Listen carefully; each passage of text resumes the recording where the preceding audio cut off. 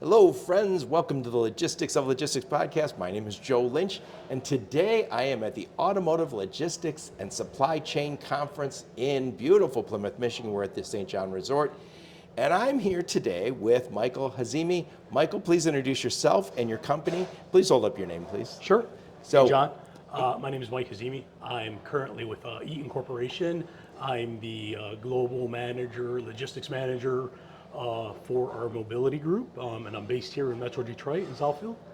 hallelujah, hallelujah. Great to be here. Oh God, I'm old now, so I'm 48 years old.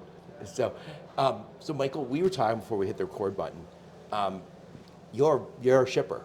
I am. And so people have probably been hounding you the entire time you're here, but A little bit. but why are you here at this? And again, this is the Automotive Logistics and Supply Chain Conference, and this is their global version.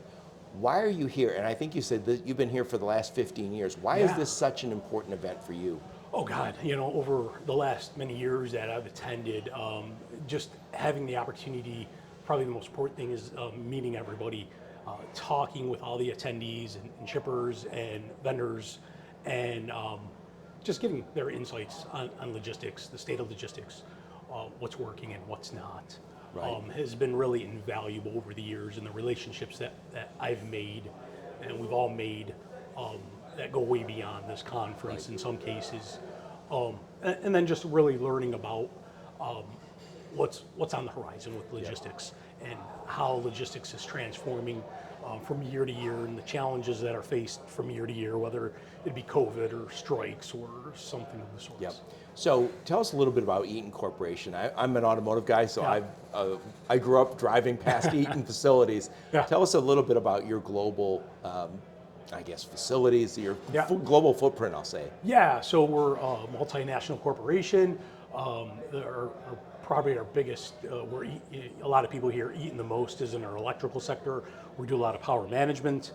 We have a sector in industrial and specifically automotive and mobility that handles, valves and transmissions and superchargers, and that's my section. We have plants all around the world in every region. Yep. And, The automotive companies yeah. expect, if you're going to be a partner, and that's how they treat you, Yeah. if they decide we're opening in Colombia, you're going to be able to support Colombia either with a Yes. facility or with the logistics that Yes, that absolutely. means you And we don't have a need it. facility in Colombia. Yeah, not surprising, not Yeah. surprising. But it's hard to be a small mom and pop player because they don't the complexity and the scale of automotive is different, and it's harder. It I is. think when you see companies like Eaton, you'll see them everywhere. And I used to say every time you get on a plane to China or to Europe, there's always somebody from Eaton on that plane. Yeah. Along with General Motors, Ford, Nissan, everybody's on the same planes. Yeah, and it's interesting because especially in the automotive sector, and it has its challenges where, sometimes margins are good, sometimes margins aren't. Oh, yeah, So it becomes harder, and as a logistics person, trying to find the right balance of cost and service with all the different stakeholders involved. Always fun times. Never, never not fun. I've said this to people. If you go back to the olden days when I first started in automotive, if you wanted to talk, well, first off, we didn't use the term supply chain, but if you wanted to support an assembly plant, it was most likely in the Midwest, Yes. maybe Atlanta, way down south, and you did it with trucking companies. Yeah. And Yes. it was not easy. We didn't have all the cool tech we have now. No. But now supporting the exact same facilities, it is truly a global supply chain. Stuff has to come in from China, from Mexico, Europe. You name the country, they are making something for the automotive supply chain. And by the way, I think that's going to slowly change here. I think some of this stuff is going to move back home. Not all of it, some of it.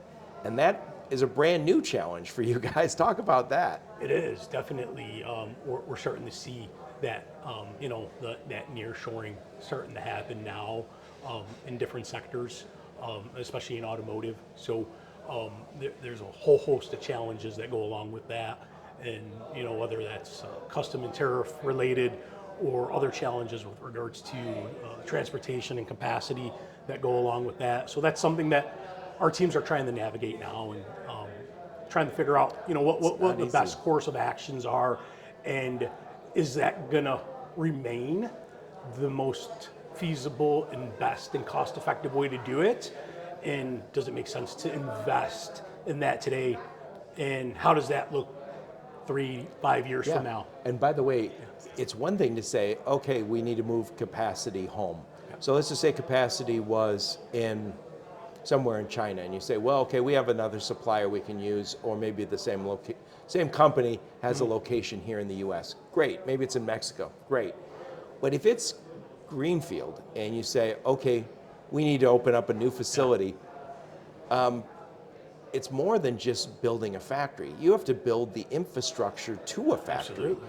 The water, the power. You can't just build a factory like Eaton has anywhere. It's not like opening a party store. It's something a community has to approve of. And then if you can get the facility up, you have a workforce development problem. You do. And this is not easy. When people talk about moving stuff home, it's closer to 10 years than 1 year. Yeah, that's been my experience. I think with a lot of the advancements in technology, that timeline probably shortens a bit. But Right. yeah, I wouldn't say it was far off from that. It's not something that's certainly not overnight. Moving a facility, there's a lot of planning that goes involved, obviously lots of costs. And then again, looking towards tomorrow, Yeah. how does that position you and align with the goals Right. of Eaton and others with that facility and with that footprint? Yeah, and by the way, if you're working with the automotive companies like Eaton, they have 10-year product plans. So they're saying, hey, in 2032, we need you to meet this new standard that the feds are bringing us. By 2035, we need you to be in this country. It's that far out, and it's, again, the complexity and the investment, scale, all of it. It's a different in this business. Yeah, absolutely agree with you, Joe. So, before we wrap this bad boy up, talk about how cool this facility is that they brought us to this week. Oh yeah, it's great. St. John's, this venue is amazing compared to some of the other venues. Oh yeah, I've never been to a nicer Yeah. conference than Yeah. at St. John's. And it's been phenomenal so far. The weather's beautiful here too. So far, yeah. The morning was a little shaky with the rain, but we've had great weather. The facility's been amazing. The people have been amazing. We have a lot of room here. We weren't cramped like in some previous years. So amazing people as always in the logistics community. So the camaraderie is second to none. Yeah. Well, Michael, thank you so much for taking the time. Thank you for having me. And I appreciate it. I appreciate, but I'll tell you, we all appreciate when the shippers come out, because sometimes you go to conferences and you meet your competition, and there's nothing wrong with that.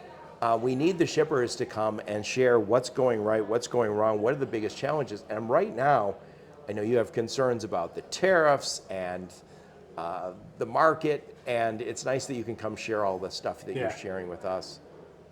Well, thank you so much for taking the time. Enjoy the rest of the conference. Thank you for having me. Appreciate it. Thanks, Have a good Michael. one. Take care.